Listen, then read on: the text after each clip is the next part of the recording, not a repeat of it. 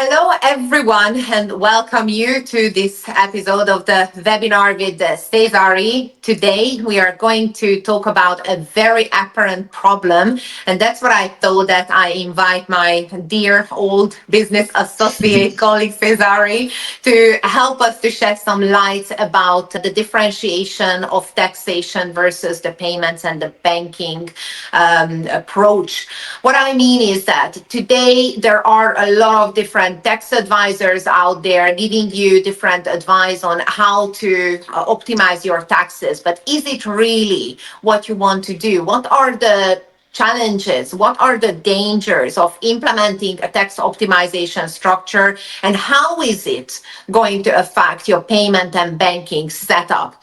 Cezary is here with us today to explain everything about substance, about nominees, about how to move your residence from one country to another. So I think that we are going to have a very exciting and interesting conversation, which is really affecting everybody today who is trading internationally. So thank you so much, Cezary, to join us here today at the Soltesz Institute. Can you tell us a bit more about yourself, and then what is your relationship to payments, banking, taxes, and how did you end up in this world?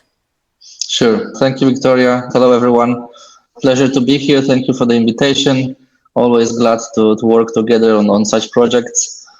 Very shortly about myself, I'm the international tax advisor, and I'm the founder of IBCCS Tax, which is an advisor firm with offices in Cyprus, UAE, Georgia, and Estonia.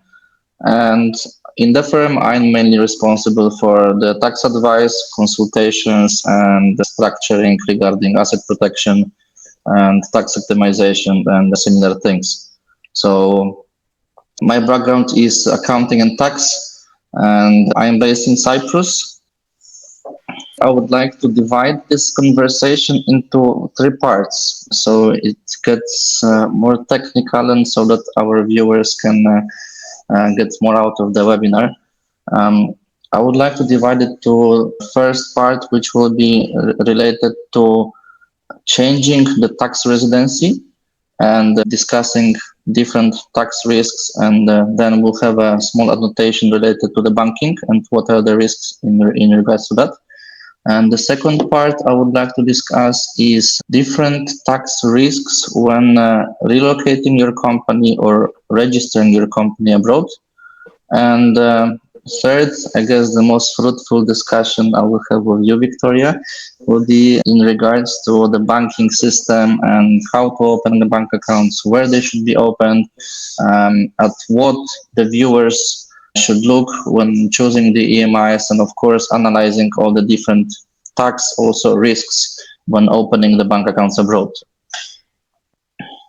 Yes, and I think that every tax advisor once in their lifetime came across a request that someone called them and said that, hey, I'm sick and tired of paying so much taxes in my country. Why don't I just set up a new company somewhere in a country no one even heard of? I pay zero taxes. What stops me? I'm working online anyway. Yeah. If this was so easy, then I assume no one would pay taxes in countries when the taxation is very high. But obviously, there are so many more complexities to this. There are more layers that we need to unfold, and this is what we are going to talk about today in this webinar. But let's start about planning, because I think the first part that you mentioned, Cezary, about changing the tax residency of an individual is a very basic requirement, even for a company. Because obviously companies are run by individuals, directors, shareholders. So let's jump in and tell us why we need to plan, how we need to plan, and of course, why this first step is absolutely vital when we are building a strategy for a company. Sure, definitely. As you have mentioned, although it's a basic topic, it's actually a very complex topic because it involves analyzing your situation or the situation of the client cross-border. So in the country from which he is moving and in the country where he is moving to. And there are definitely a bunch of factors that have to be considered. I would like to start with a small advice to the viewers, and I'm sure you will agree with me on that. because many people come to us and they're like, okay, we want to change tax residency. I've read this on the internet, and my neighbor who moved to Cyprus or to UAE or to somewhere, he told me that I can do it, and there you go, I'm with you. Um, we always advise our clients so that they use the services and the relevant advice of the local tax advisor or local lawyer specializing in tax from the country where they currently reside. So if we're talking about the Hungarian citizen relocating to Cyprus as an example, we would always advise the client to get the relevant advice of even what we will advise the client from the Hungarian tax advisor. Because in this case, first of all, the client feels secure in terms of any local legislation risks. And let's be honest, nowadays it's very tricky and quite complex in most of the developed countries, at least.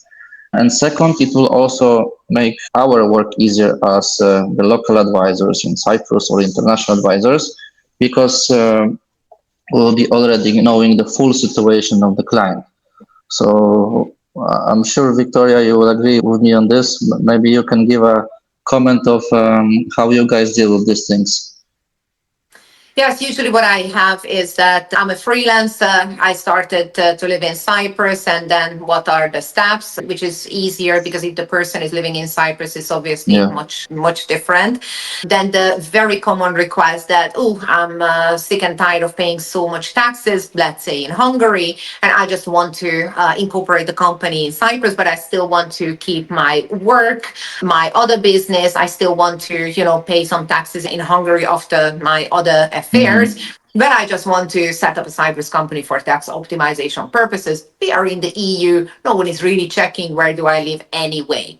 And this is when I obviously get involved and say that unfortunately it doesn't work like that, because as we said, that if it was so easy, no one would pay taxes in Hungary, in Germany, in Spain, in other areas in the world. So that's, I think, the most important thing, that even if a tax setup is allowing you to do so, because there are still some countries where you can go and incorporate a company, even though that you are not a resident in that country, you will have problems with banking and payment, because the banks and the payment providers are made to filter out those creative individuals like you, right?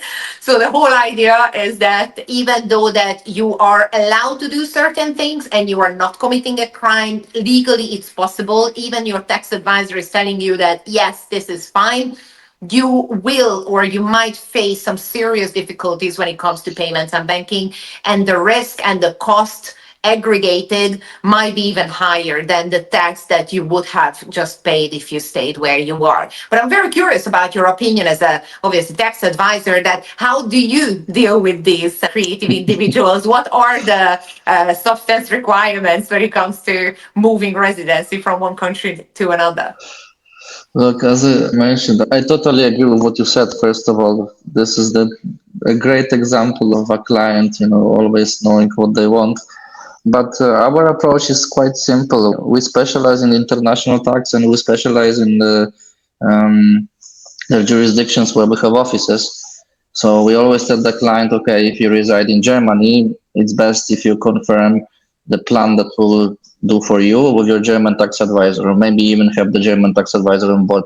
So I'm always fan of having conversations with tax people and lawyers, because they also kind of guide the client in what direction he should go and in what direction they shouldn't go. Because when the client comes to me or you, Victoria, we have no idea who these people are. And usually the lawyers, they will give us a very decent information in the structured form. So definitely this is one of the first steps. If you don't mind, I would like to have a discussion about the steps that one needs to take to change the residency, at least from the technical and tax perspective, and also relating to double tax treaties. So the most common question from our potential clients is how to change the tax residency. What should I do in order to remove my residency, let's say in Hungary or in Poland, and get my residency, let's say in Cyprus? So first of all, we need to make sure that we meet the domestic requirements, the local requirements of the country to which we're moving to. For example, in Cyprus, you need to spend at least 60 days per year.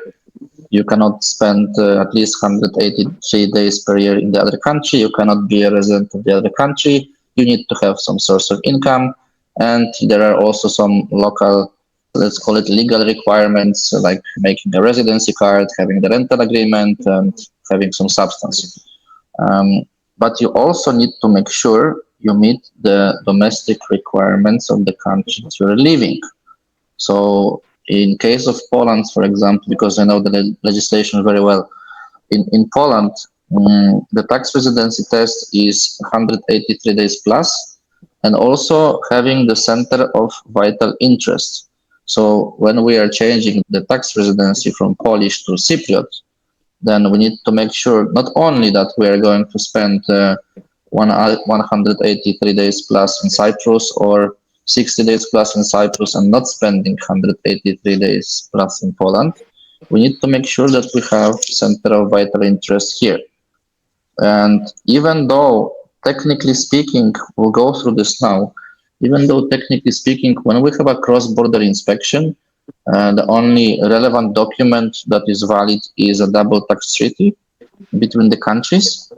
We still need to take care of the local tests because at least in the first year of changing the residence, they're the most crucial.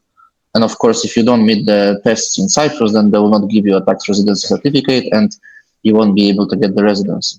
So one more time, first we should take care that we comply with the local regulations of the Cyprus in this case, and we comply of the regulations of not being a tax resident of Poland in this case.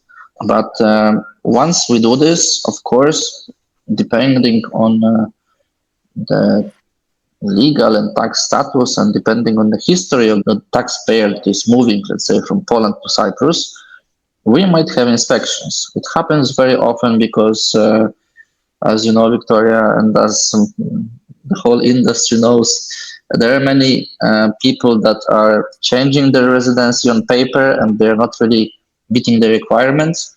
So thanks to this, because of this, sometimes there are inspections happening cross-border between the tax offices. And if there is a cross-border inspection and the country has a double tax treaty, the two countries have a double tax treaty, we should disregard the local regulations and we should only consider what double tax treaty says. In order to analyze the residency of the taxpayer, if he is moving from Hungary to Cyprus in this case, the first test that the tax authorities are checking is called permanent home. And this is very simple. You basically need to prove that you have a home available to you in relevant country. So if we're moving from Hungary to Cyprus and we have rented or we have bought a house in Cyprus, we shouldn't have permanent home available to you in Hungary.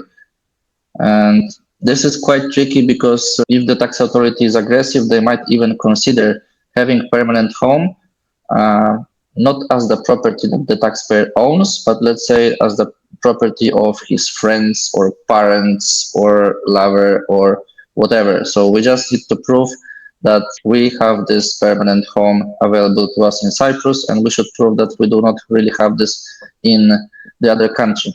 And this is the most difficult to be proven. So usually the tax office is going to the next step, and the next test is called Center of Vital Interest. And Center of Vital Interest is a very broad topic because it's an infrastructure that relates to the person and it relates to both personal and social life and also business life of the person. As an example, the Center of Vital Interest can have such elements as where your kids go to school, where you are employed, where is your business, to which social clubs do you go, and what does your wife do, where is she doing this, etc. So it's a very broad term and it cannot be analyzed very easily. But the best way to actually analyze it in case we have the inspection is the comparison.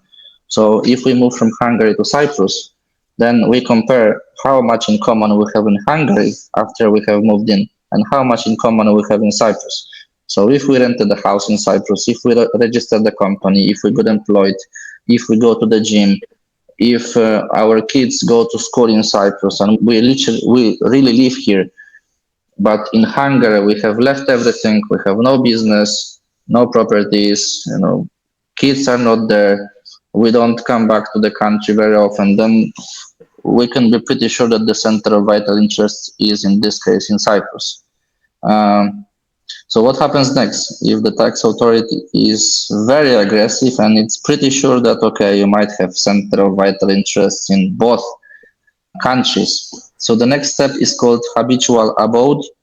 And habitual abode is also a very funny test because it deals with frequency of the visits to the country from which we moved. So in this case, if we live in Cyprus, if we have permanent home here, if we have a family, if we have a business, but for some very important to our life and to our income reason, we go back to Hungary, let's say for 3 days a week, for 1 day a week on the regular basis, or we go every month for a couple of days, then if this reason is important enough for our overall tax situation, then it might be considered that we have a habitual abode and tax residency in Hungary in this case. And if both of these tests fail, then we have a test of the nationality.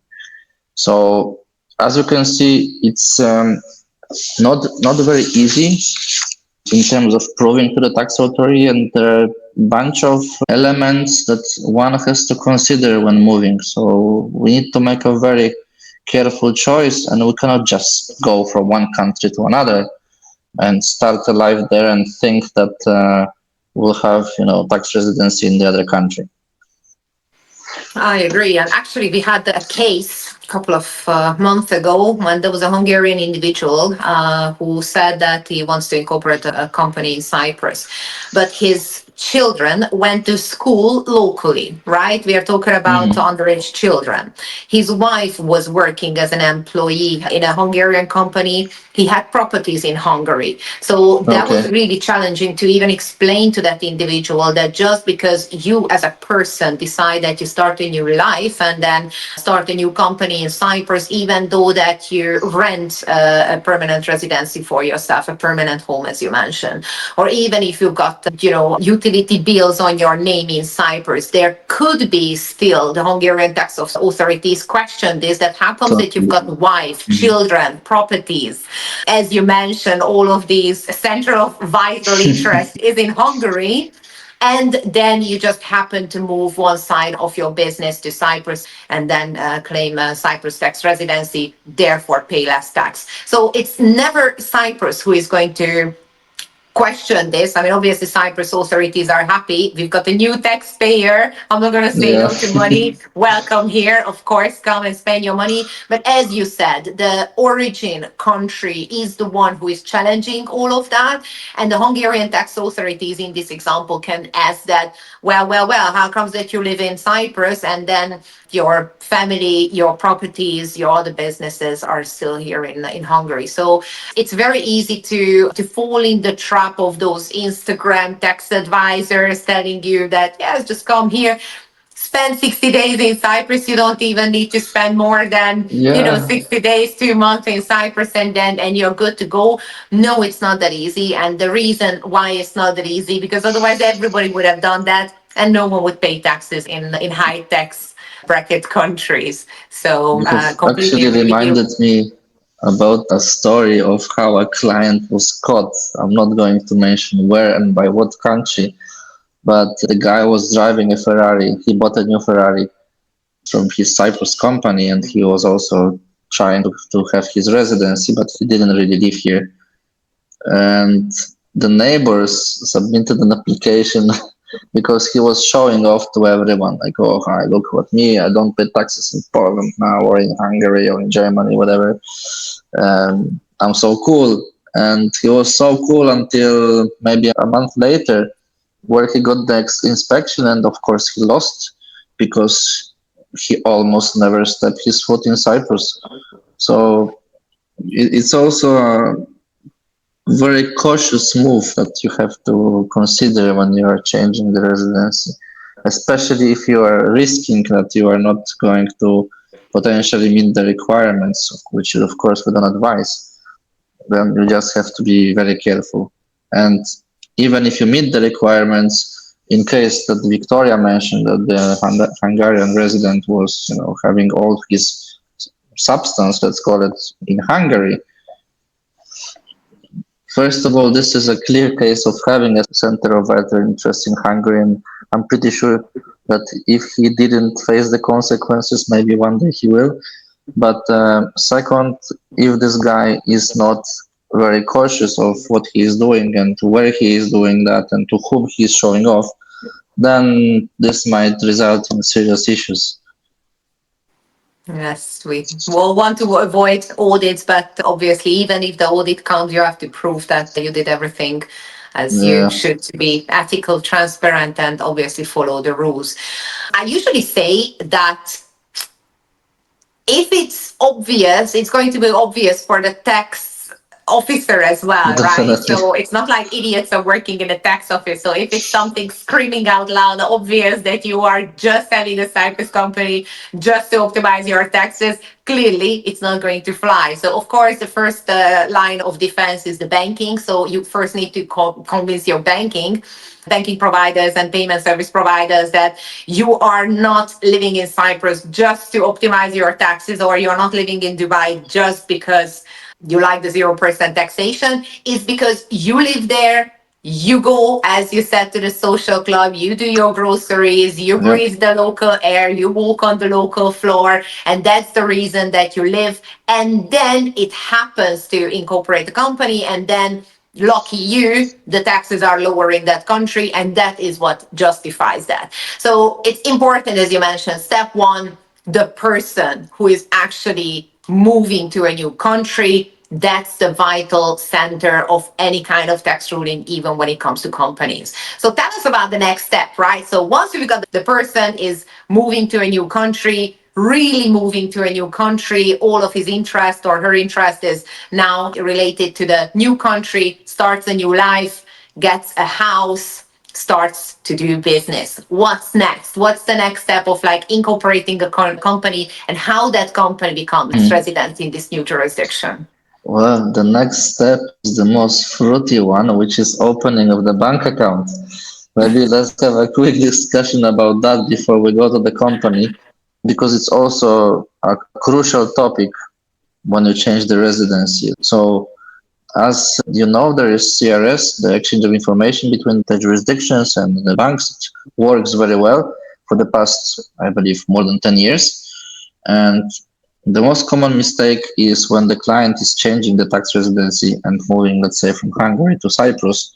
When he starts to open the bank account, even maybe before moving to Cyprus, he is including the place of his residency as a Hungary, and he is giving the Hungarian address to the bank, which is a very big risk because there is CRS based on the automatic exchange between Cyprus and Hungary, and also in the other jurisdictions. So if this person gives a wrong address, it means that this bank where he opened the account, in this case Cyprus, this bank will exchange the information about his account balance, and if he has any companies in this bank, if he has an account here, how much money he has, and this bank will send this information to a tax office in Hungary in this case. So it's very important, once we change the residency, to update the banking details, and this goes with, it disregards the jurisdiction of the bank. So wherever CRS exists, you should update your banking details, the addresses, to make sure that the EMI or a bank really applied your CY residency and not Hungarian residency, because I guess we don't want Hungarian government to know how much money we're making once we move to Cyprus.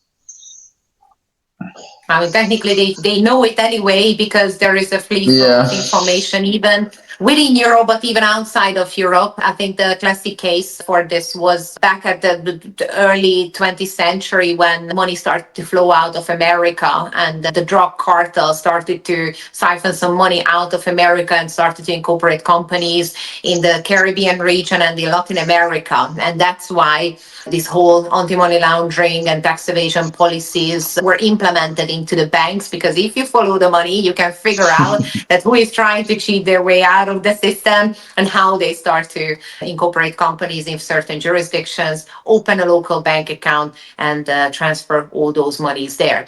So if you think that just because you open another bank account in another country, let alone in outside or inside in EU, your tax authority can have the capability to find out all of your balances and all of your affairs. So it's not just, I've got the Hungarian account, only the Hungarian tax authority is going to see that. I've got the Belgian account, only the Belgian tax office is going to see that. Nowadays, the banks are unified in a way that if someone is typing your name and passport number and obviously tax residency, then they have the full capability to screen everything, and that stops criminals to not to declare certain things on their tax return, right? So if I say to my Cyprus tax authorities that I only earned 10,000 euros per year, but on the side I've got a Belgian account, a TransferWise account, or even an offshore account, a Dubai account, for example,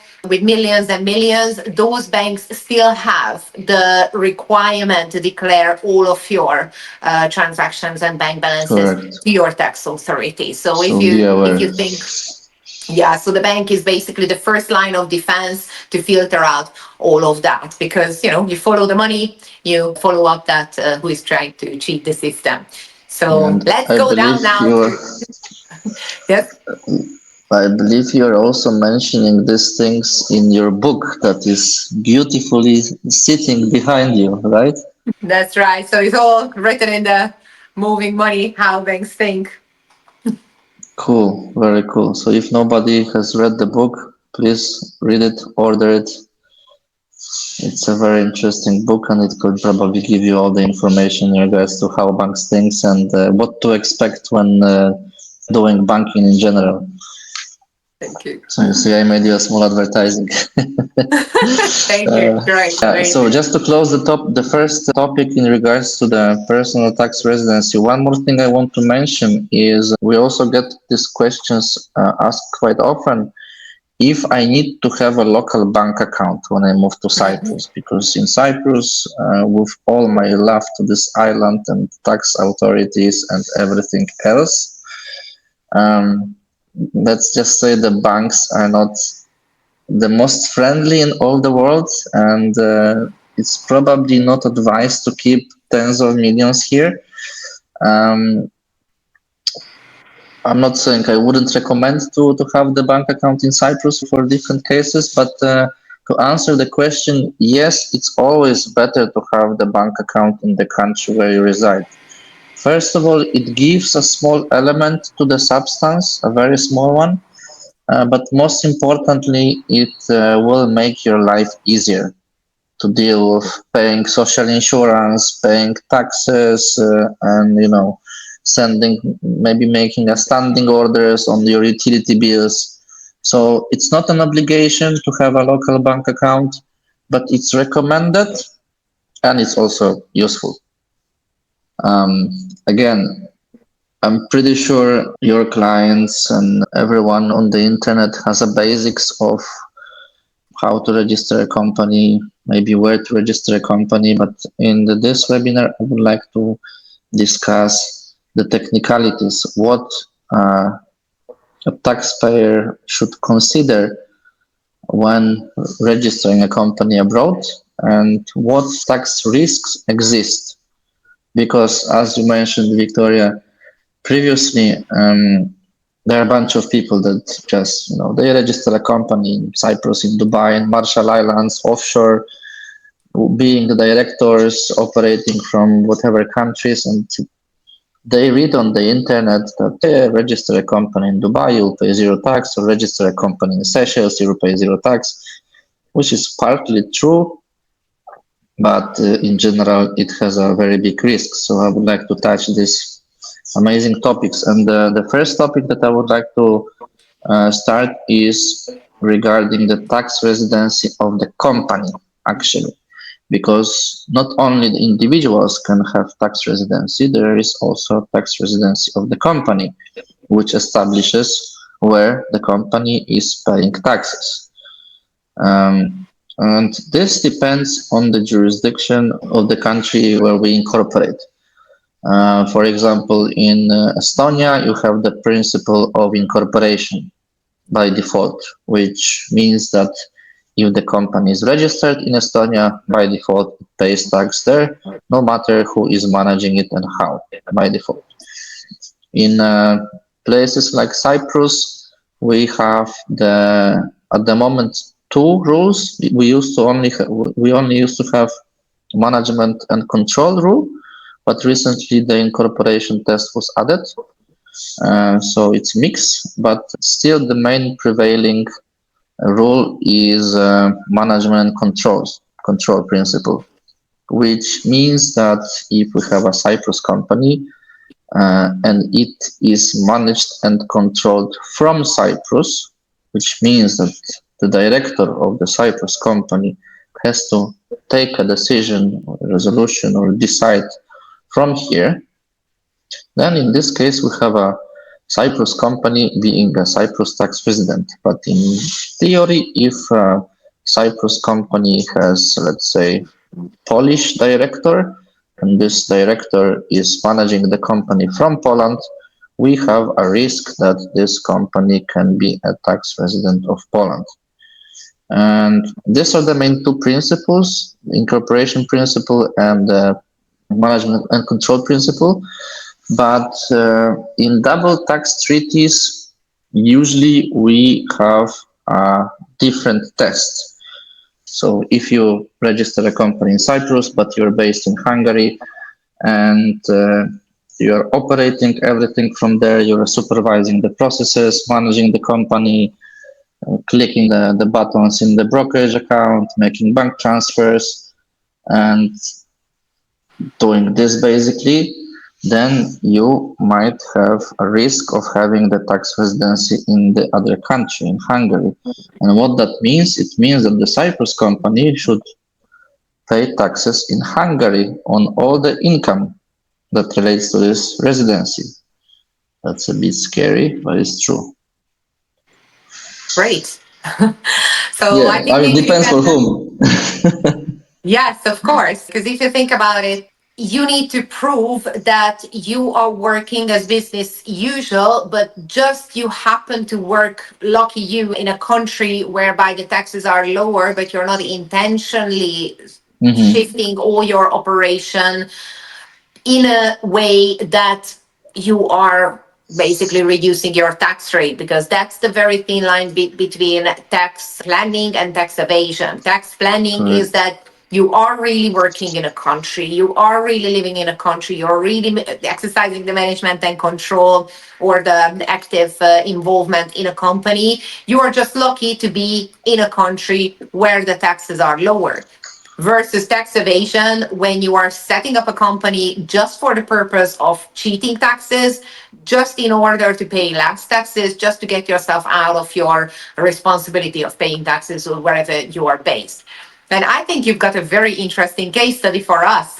Maybe you want to tell us a bit more about what happened with that client who was trading stocks in Cyprus, but he did it from Hungary. Yeah, definitely. I mean, the story ended tragically, unfortunately. The story ended in the way that the client had to register himself to a tax office in Hungary and basically tax all the operations that he had. I mean, maybe not all the operations, because in this case they have applied permanent establishment and not the residency of the company, but it ended tragically, and this scenario can basically happen to everyone. And now there will be a question of, okay, how we can mitigate this. It's actually very easy. So in case, for example, when we have a client with the CY company that where the UBO is from Hungary, again, we love Hungary in these examples. If the UBO is Hungarian and let's say the Cyprus company has a brokerage account, even though we have nominee director or real director based in Cyprus, but if the UBO is performing all the transfers and the director in Cyprus has no access to the accounts, no controlling power, no financial or executive power, and the UBO from Hungary is operating the brokerage account, trading stocks, crypto, forex, whatever, then this is a clear example of not having the management and control, of having place of effective management in Hungary because this UBO is actually doing all the business from his computer, and this company in Cyprus exists only in paper, and it's also a proof of having permanent establishment in Hungary. It's a bit unofficial because there is no agreement whatsoever, but if it's proven that the UBO based in Hungary was, performing all the brokerage, etc., and there is no substance in Cyprus, then we might have a problem. So the first advice to everyone is make sure your Cyprus director, in this case, have enough of power. Make sure he has access to the bank accounts. And if we are talking about crypto wallets or brokerage accounts, then of course the best solution would be to have the CY director having access to them. And many of the clients are scared of giving access to the directors or to service providers, whoever is operating the company. But there is a solution for that. Usually when the cross-border inspection starts, we do have this sometimes, especially from the Polish or Belgian or Norwegian authorities. Then there is a list of questions like, does the director get paid for his duties? Does the director have access to the bank account? Does the director have access to the brokerage account? Does the director has a single signatory power, or the UBO has to confirm? There are a bunch of questions basically regarding the banking power, let's call it, of the director. Then in the questionnaire from the Norwegian tax office, let's say, we will say, yes, the director has access to bank account. Yes, the director has executive power. Yes, the director is getting paid. Exactly. And that's when it gets to show that payment and banking strategy and planning has to be at the forefront, even before when you incorporate a company. Because oftentimes we have seen that there is a company with a good innovative idea, they even raised funds, they started to develop their application or their platform or the product or any kind of services that they are about to sell.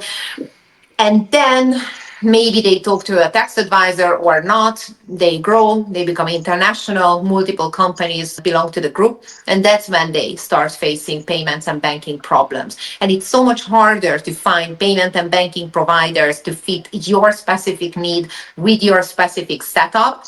Then plan for the payment and banking strategy at the beginning. Start planning your operation around the requirements of the payment and the banking providers, and then run your business based on how can you collect money from your customers, how can you pay your suppliers, what are the fees, what are the risks.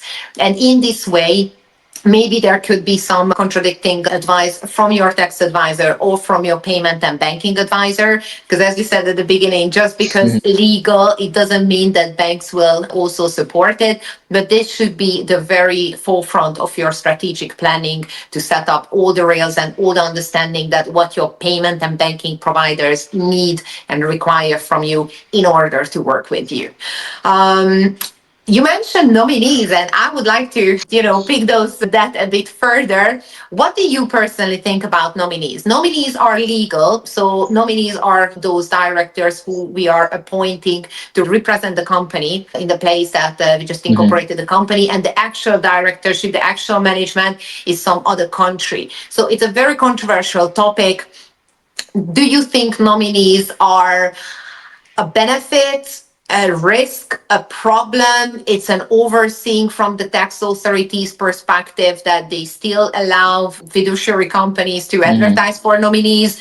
Many times, for example, the banks understand that this is a nominee and they want to really see who is the real director and then ignore the nominees. Yeah. What do you think about it? Who are these nominees and why they are important and also risky? Well, I totally agree with your comment. It is legal, it is regulated in many countries, but I think long term, if we are doing business, it's probably not good to use nominee directors or any nominee services. Because, first of all, it is much more difficult to open bank accounts, let's say, if you have a nominee shareholder, than when you are the shareholder directly. And second, it's not perceived well by the tax authorities and by the banks. Nowadays, even EMIs are asking for like employment agreements, rental agreements, and the information if the director is a nominee or not. So it's quite tricky. I definitely think that this industry of nominee services is shrinking, and it will shrink more because there are more and more regulations, and the whole trend is changing more from offshore companies towards physical relocation and physical doing business. But on the other hand, these services are legal. Nobody can prohibit using these services, and sometimes, very often, actually, it makes sense, especially if somebody wants to protect their identity and sometimes protect their assets. It can be advised to use a nominee structure. Not everyone wants to be so transparent, especially if we're talking about wealthy people and serious businessmen. I think privacy should exist, and I believe nominee services should exist so that we can execute privacy and so that also we can help the clients to do business in the easier way, because it's not only a matter of using a nominee service. If you want to open a business fast, if you need people in the other country to start the business, you would probably first go to a law firm, get the nominee director, tell them what's the plan, start the business, and maybe then the UBO or employee or somebody would take over. So I'm curious, what is your opinion about that, actually, about the future of the nominee services and privacy? And maybe you can tell us how does it reflect to the banking sphere? Actually, we had a client who was doing the obvious, went to a new jurisdiction, incorporated a company, and hired a nominee. And little he knew that nominee person was also a nominee director for multiple other companies as well. Usually, nominees, that's how they earn money, that's their main line of business. So that nominee in question was also a nominee for about 10 or 15 other companies. And of course, as it happens, things went wrong. One out of that other 10, 15 companies that he was also a nominee for did something stupid when it comes to banking or payment. They did not pay attention to their chargeback, or there was some kind of other issue which resulted the whole company to end up on the fraud list, the international naughty Nice. list. And because my client shared now a nominee director who is fraudulent, now his company became automatically fraudulent from banking and payment perspective. Because the director was flagged, his company, because it's under the same directorship, was also flagged. So that is the risk that you are facing in case that you are using a nominee director. And what I noticed that quite recently banks started to check that how many other companies that director is also a Correct. director. And I think that there is also a regulation in certain European countries that you cannot be a director for more than 5 companies at the same time, because then you have to register yourself as a nominee service Yeah. provider.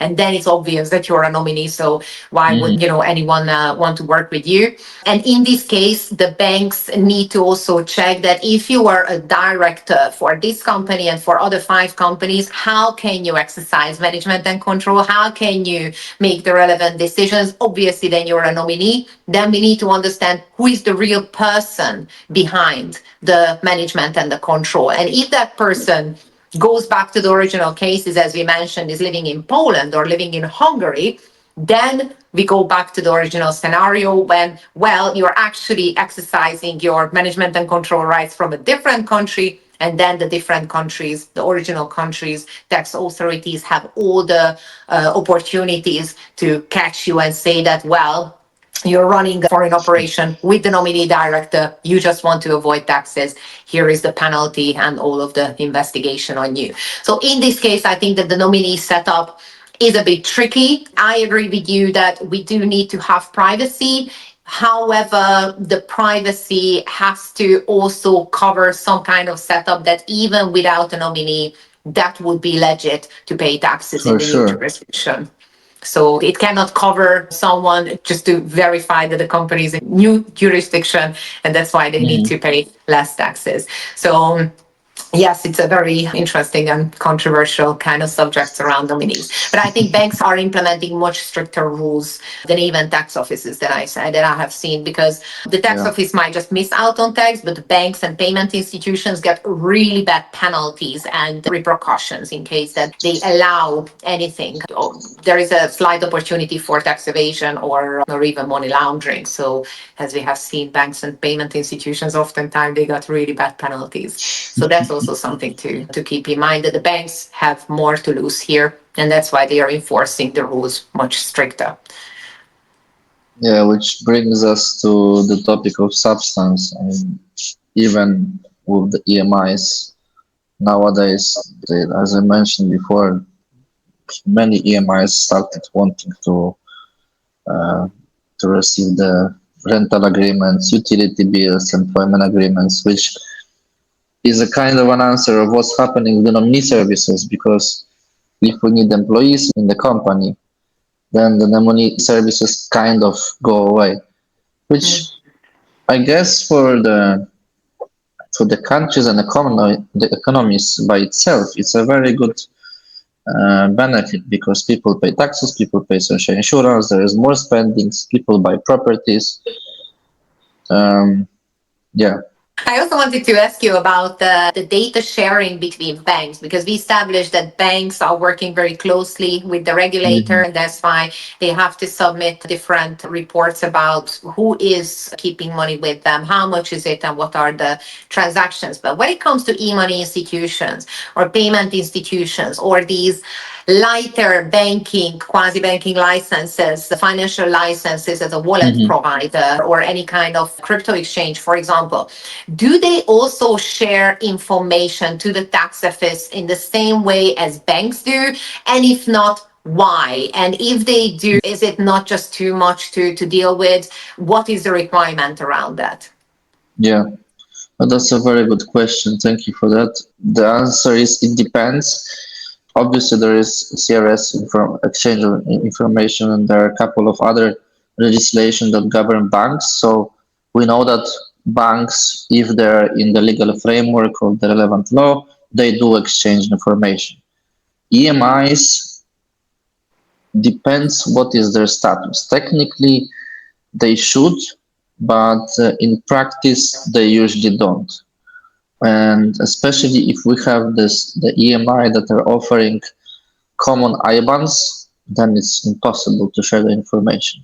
If the EMI offers direct IBANs, then technically they should be responsible in some way, but the practice is that nobody is sharing the information.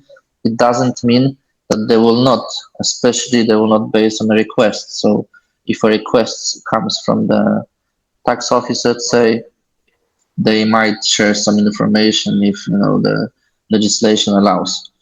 But at the moment, most of the EMIs they don't. But we also might have situation that happened with Revolut. Revolut was an EMI in the past, and they converted the EMI to the bank. So the EMI became a bank, and they started sharing the information. So I think looking at the long-term development of the EMIs, they will be sharing the information, whether they become banks or not. And seeing what's happening in general in terms of transparency internationally, I'm pretty sure that the governments will come up with some new rules in regards to the exchange of information. You have mentioned also PSPs, payment gateways, crypto wallets, crypto exchanges. Well, these are usually not financial institutions, and this, even if they are, they're not offering bank accounts. So in case of PSPs or crypto wallets or payment gateways or stuff like that, then usually the information is not shown to the tax authority. It doesn't mean that the information will not be shown if there is a court order, let's say. But again, it's a very difficult situation, and in practice, the success rate of for the tax officers or even for the courts requesting the information from the crypto exchanges or even EMIs or PSPs is very low. And before we wrap up, I'm curious about one more thing. What do you think all of these technology, fintech innovations, AI, how will it reshape the world's international taxation rules? Now we see that different countries apply different rules, different tax regimes. But now everything gets more and more unified, more global. Yeah. We are going towards international payments in a heartbeat. How do you think that the differentiation of the tax systems will catch up with all of these new innovations when AI will be filtering out really quickly that who is paying how much tax in what jurisdiction? Will we see and will we go towards a unified tax regime globally, or you think that there are still arbitrage opportunities here dealing with different jurisdictions and different tax rates? Yeah, that's an amazing and very tricky question. Look, I think all world, if we're discussing the governments at least, is going towards transparency, exchange of information, and paying higher taxes in general. There is an idea of the unified taxation, which, in my opinion, cannot work. Maybe the governments can adjust their tax rates to more similar than others. But I think the whole concept of the unified tax rate is impossible because every jurisdiction is different. We have different development of the jurisdictions. There are many criteria that will prohibit to have the same amount of tax. Imagine comparing Kenya with Germany and Switzerland. Totally different places, totally different economies. It would be impossible to say, you know what, let's have a 15% tax rate for all these three jurisdictions. So I think we're striving towards more unified taxation, but I think it's impossible. But you have mentioned, you have asked a question about what I think, what will happen with all this AI stuff. Well, it has two aspects. The aspect number one is when governments will start implementing AI, it will be super easy for them to find any errors, to find tax avoiders, tax evaders, and to point out all the mistakes by the tax office. I mean, I think a great example of that is the Federal Tax Authority of United Arab Emirates. I mean, I can't say much because obviously I cannot say I haven't been there, I haven't made audit of their IT stuff, and I don't know for a fact many things, but I have heard, and this was confirmed by some events, that they are using a lot of modern technology. They have algorithms checking things. They have blockchain technology implemented. They have AI robots checking certain things. In this case, it's very easy to find out a mistake. And if governments will do that on the global scale, it will prohibit all the taxpayers from avoiding taxes and from making, funny schemes, because the government with one algorithm will be able to make an inspection. They will say how much the turnover your company made, how much cost you had, how much tax you paid. 1 million turnover, 900 costs, something else, I paid zero tax. What the hell? And I'm sure there will be many inspections. But we also have a problem of the tax authorities taxing online businesses, because now, as you have mentioned, world is going towards AI. There are many AI businesses that pretty much working on their own, and there is a global problem in the tax offices that they don't know how to tax the company, because who is making decisions? Where is the permanent establishment? Is it the place of the server? Is it the place of the registration of a company? Is it the place of the location of a director? What if the owner just set up a company, create an algorithm, and the robots are doing everything for them, and the robots are hiring another robots in the other countries? So I'm sure it's going to be a huge challenge, but long story short, the result should be more transparency and less crimes.